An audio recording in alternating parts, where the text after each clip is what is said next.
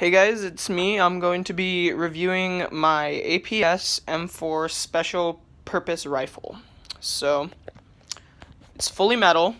It has, except for the stock and the pistol grip, which are plastic, polymer. So basically, it has adjustable sights. It has a 6-way adjustable stock. You can see the numbers on the stock.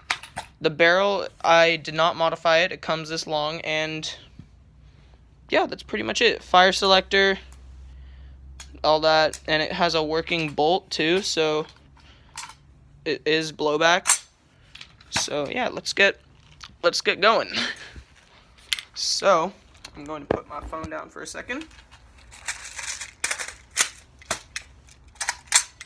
Yeah, so basically I got this off e-bike, and so yeah, I'm just gonna shoot it. I'm gonna see if I can align. I can't do that, so just gonna. I'm using a low power battery, by the way, so that's why it's not shooting as hard. But it recommends a 9.6 volt 22 mAh nunchuck battery, but I do not have one of those.